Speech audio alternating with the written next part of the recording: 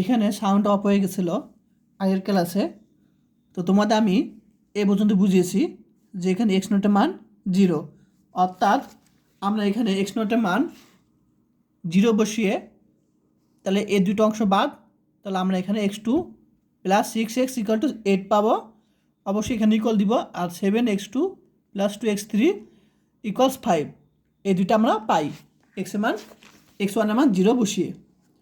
এখন আমরা x1 এর মান তো আমরা পেয়ে গেছি, তাই না, 0। এখন x2 x3 মান আমাদের লাগবে, তো এটা আমি ক্যালকুলেটরের মাধ্যমে সমাধান করব।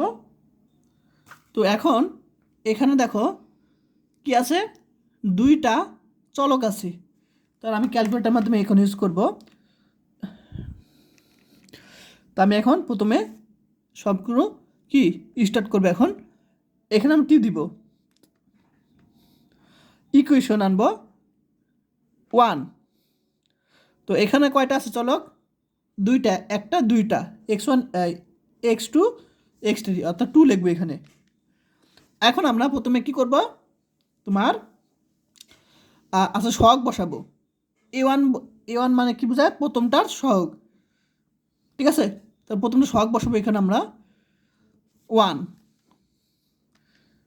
তারপর আমরা এখানে বসাবো সহগ কত 6, তারপর আমরা এখানে c1 মানে যেটা 8, আবার a2 মানে হলো 7 বসাবো প্রথমটা, আবার b2 এখানে বসাবো 2, এবং c2 মানে কত 5। তাহলে আমরা দেখো এখন দশমিক পাই, তো আমরা কি করব, এটা কিন্তু আমরা x2 এর মান, ঠিক আছে, এটা কিন্তু x মানে বোঝায় x2 এর মান। তো আমরা এখানে এটা টিপ দিব, ABC টিপ দিব প্রকৃত ভগ্নাংশ আকার আনার জন্য। দেখো এরকম 7/20 চলে আসছে, দেখো। তো আমরা এখানে 7/20 যে কথা, 7/20 যে কথা, 14/40 একই কথা, অর্থাৎ এটাকে দুইটা গুণ করলে 14 পাবো, আর এটাকে দুইটা গুণ করলে 40 পাবো। আবার এখন ইকুয়াল টিপ দিব, দেখ ওয়ার মান পেয়েছি কত তোমার, এরকম দশমিক পেয়েছি। তো এটাকে মনে করবো আমরা x3।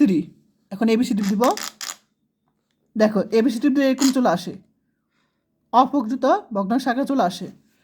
তাহলে এখানে যে নিচে প্রথম যে 40, সেটা আমরা এখানে নিচে লিখব, তারপর এখানে যে 1 সেটা আমরা পাশে লিখব, আর 11 এটা উপরে লিখব। এখন এখানে অপ্রকৃত আকার আছে, তা আমরা প্রকৃত আকারে নিয়ে আসবো। তাহলে আমার নিয়ম কি, এটার সাথে গুণ করব। তাহলে এটার সাথে এটা যদি আমি গুণ করি 40 সাথে এটা যদি আমরা যোগ করি কত পাবো 51, আর এখানে 40 পাবো। দেখো 51/40, আসলে সবাই বুঝতে পেরেছো। তাহলে আমরা x1 এর মান 0, x2 এর মান পেয়েছি, x3 মান পেয়েছি। এখন আমরা মিনিমাইজ জেড, অর্থাৎ আমরা এখানে x1 x2 x3 মান বসিয়ে দিব, ঠিক আছে।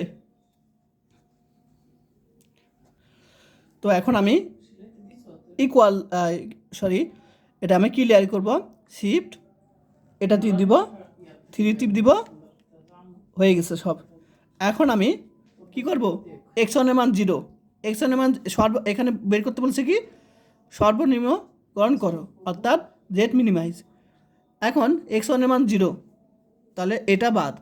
এখন 3 ইন্টু x2 এর মান কত পেয়েছিলাম 7/20 ছিল, প্লাস আবার এখানে x3 মান কিসে এসে, x3 মান পেয়েছি কত আমরা 51 কত তোমার 40, তাই না। এখন আমি ইকুয়াল টিপ দিব, এখন আমি এটাকে প্রকৃত ভগ্নাংশ আকারে আনবো ABC টিপ দিয়ে। দেখো এখন এটা এরকম আকার চলে আসছে। এখন আমি এটাকে অপ্রকৃত আকার আছে প্রকৃত আকারে আনবো। তো আমাদের নিয়মটা হলো, তো এখানে 40 আছে, 40টা নিচে থাকবে, 2 আছে, 2টা এ পাশে থাকবে, আর 13 এখানে থাকবে।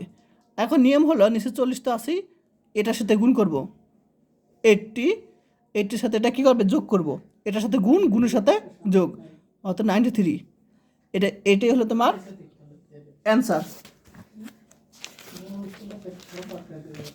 ঠিক আছে, তা অর্থাৎ মিনিমাম জেড আমরা পেয়ে গেছি অ্যান্সার। ঠিক আছে, সুতরাং আদি সমস্যা x1 মান পেয়েছি, x2 মান পেয়েছি, x3 মান পেয়েছি এবং কি সর্বনিম্নকরণের মান পেয়ে গেছি, এটি অ্যান্সার।